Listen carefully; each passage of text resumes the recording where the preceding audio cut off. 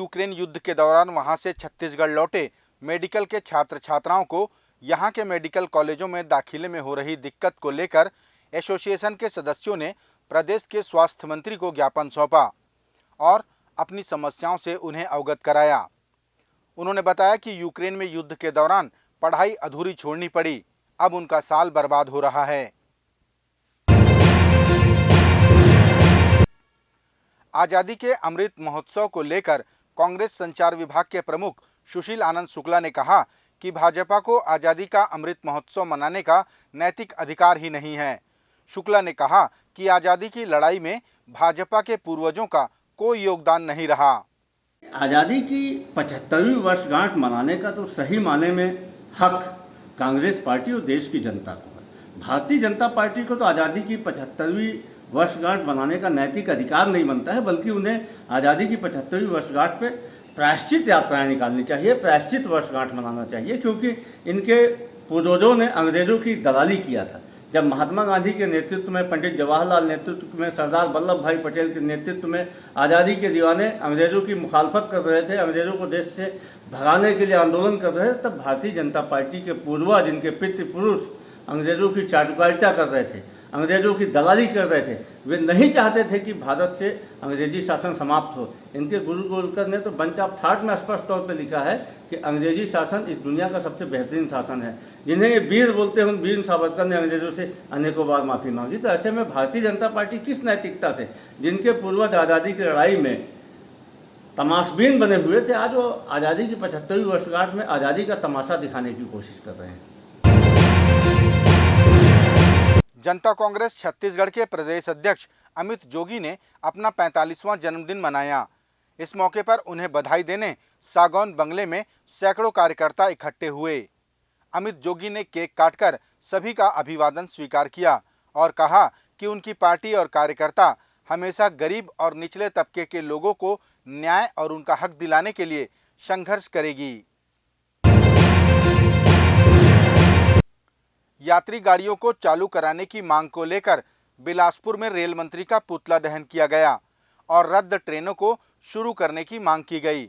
इस मौके पर बिलासपुर कांग्रेस कमेटी के प्रवक्ता अभय नारायण रॉय ने बताया कि त्योहारों के समय यात्री गाड़ियों को बंद किए जाने से आम जनता परेशान है, जिसकी जिम्मेदार केंद्र सरकार है।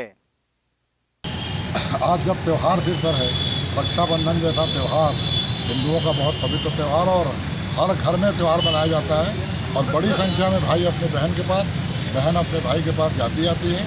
एक तरफ तो भारतीय जनता पार्टी की सरकार हिंदू धर्म के नज़दीक होने का दावा करती है, हिंदुओं का राष्ट्र बनाने की बात करती है, और दूसरे तरफ कमर्शलाइज में घाटा और मुनाफा के चक्कर में इतनी बेतहाशा हो गई है कि हिंदुओं का त्यौहार जो से आदमी है। रेलवे बोर्ड के चेयरमैन बिलासपुर आए थे, नागरिकों का प्रतिनिधिमंडल विधायक रश्मि सिंह के साथ उनसे मिल के उनसे बातें, उन्होंने कहा था कि 15 दिन के अंदर सभी रद्द ट्रेनें प्रारंभ हो जाएगी। उल्टे अब दुगनी ट्रेनें रद्द कर दी गई और सबसे बड़ी बात है कि रिजर्वेशन रहता है 2 दिन 4 दिन पहले रद्द की जाती हैं, जिसका कोई कारण जनता को नहीं मालूम। तो हम रेलवे जोन मंडल के महाप्रबंधक और डीआरएम को चेतावनी देते हैं कि पब्लिक में आक्रोश फैल रहा है, यात्रियों में आक्रोश फैल रहा है। अगर समय रहते कुछ ठीक नहीं किया गया तो हम उनको चेंबर में नहीं बैठने देंगे। वो चेंबर एसी का चेंबर यात्रियों की सुविधा के लिए है, उनकी सुविधा के लिए नहीं। राजधानी रायपुर में देवांगन समाज की महिलाओं ने सावन उत्सव का आयोजन किया और एक रंग की साड़ी पहनकर समाज में एकता का परिचय दिया। रायपुर टिकरापारा मंडल की देवांगन समाज की महिलाओं ने इस मौके पर गीत गाए और नृत्य भी किया।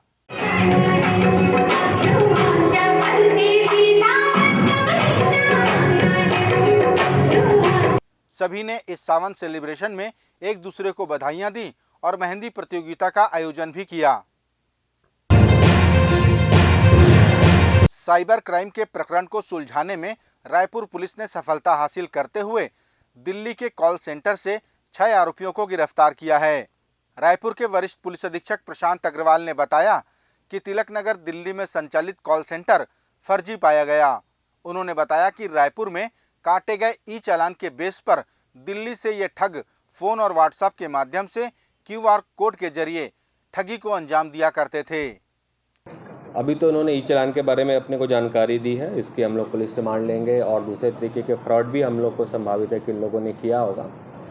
और इन लोग पूरी प्लानिंग से काम करते थे। इन्होंने कुछ स्क्रिप्ट भी बनाई हुई है कि फ़ोन में किस तरीके से बात करनी है, सामने वाले को क्या बोलना है, उनके क्या क्वेरीज आ सकती हैं तो उसको किस तरीके से घुमा करके बोलना है, तो उसकी भी इन्होंने पूरी प्रैक्टिस करके स्क्रिप्ट बनाई हुई है। वो भी स्क्रिप्ट भी इनके कॉल सेंटर से पुलिस ने जब्त की है। इस ठग गिरोह का मास्टरमाइंड विभांशु गर्ग है। सभी 6 आरोपियों को दिल्ली से ट्रांजिट रिमांड पर रायपुर लाया गया है। आरोपियों के पास से 25 कंप्यूटर, 35 मोबाइल फोन, दर्जनों फर्जी सिम, लैपटॉप और फर्जी दस्तावेज बरामद हुए हैं।